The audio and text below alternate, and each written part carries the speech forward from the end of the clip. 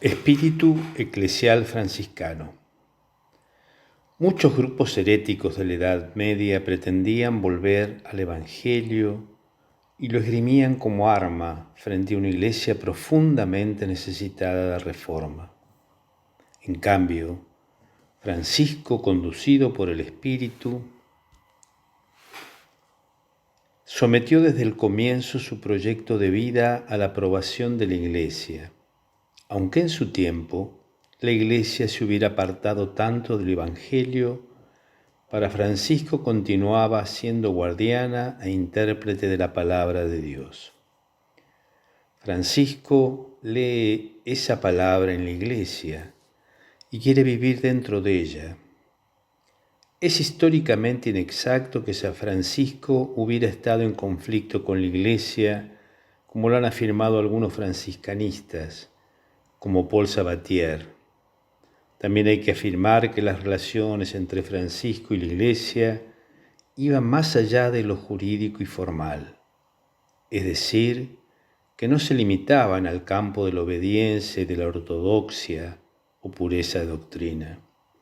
San Francisco estaba animado de un verdadero espíritu eclesial, un amor y una devoción profundas y tiernas hacia la Iglesia, que se manifiestan de muchas maneras hasta el punto de convertirse en algo muy peculiar de su espíritu y su proyecto de vida. En los días de su conversión, cuando Francisco fue citado por su propio padre ante el tribunal civil, rehusó presentarse y solo aceptó hacerlo ante el obispo de Asís, por considerarse ya súbdito de la Iglesia. Cuando en la fiesta de San Matías abre por 3 veces el Evangelio para saber el camino que debía seguir, pide al sacerdote, representante de la Iglesia, que le interprete el sentido de aquellas palabras. Aunque se sentía conducido por Dios, nadie me enseñaba lo que debía hacer, sino que el mismo Altísimo me reveló. Quería vivir la vida evangélica, en plena sumisión a la Iglesia. Al año siguiente, habiéndosele agregado ya 12 compañeros, decidió ir a Roma para pedir al Papa la aprobación de su norma de vida. Leemos en sus 2 reglas: yo, hermano Francisco, y quien estuviera al frente de esta orden, prometo obediencia y reverencia al señor Papa y a sus sucesores. Todos los hermanos, sean católicos, vivan y hablen católicamente, pero si alguno se apartara de la fe y vida católica en dichos o en obras y no se enmienda, sea absolutamente apartado de nuestra fraternidad. El hermano Francisco promete obediencia y reverencia al señor Papa Honorio y a sus sucesores canónicamente elegidos y a la Iglesia romana.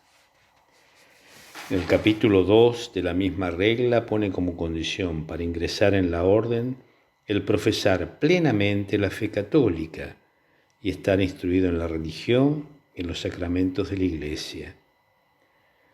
Al hablar de la oración y en concreto del oficio divino o liturgia de las horas, ordena que lo recen según el ordenamiento de la Iglesia romana.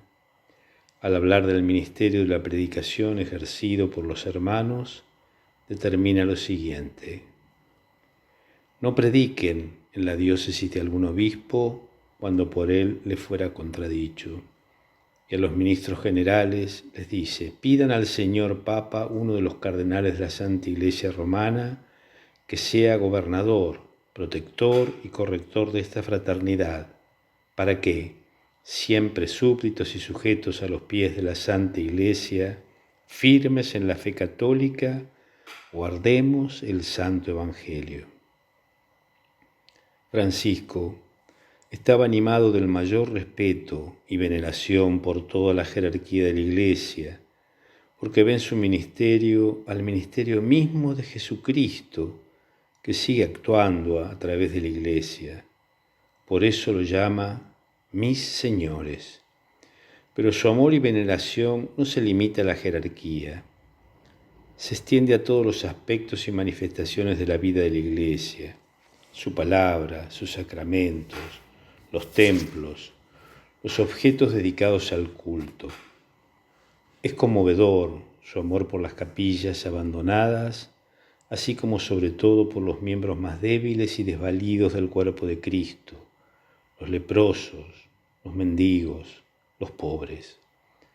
Se trata de un profundo sentido eclesial que especialmente en su tiempo constituía casi una novedad, teniendo en cuenta el espíritu contestatario y crítico de los grupos de reforma tan numerosos en la época.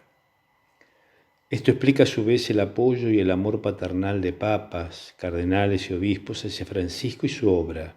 Francisco amó a la Iglesia y la Iglesia lo amó también a él y a su orden. Todo lo referente al sentido eclesial que vivió Francisco lo podemos ver también en la vida de Padre Pío. Sabemos que él, a pesar de la prohibición que le hizo la Iglesia de celebrar en público la Eucaristía, no se apartó de la Iglesia. Es más, sus palabras fueron: se hará lo que la Santa Madre Iglesia ordena. Reflexionemos.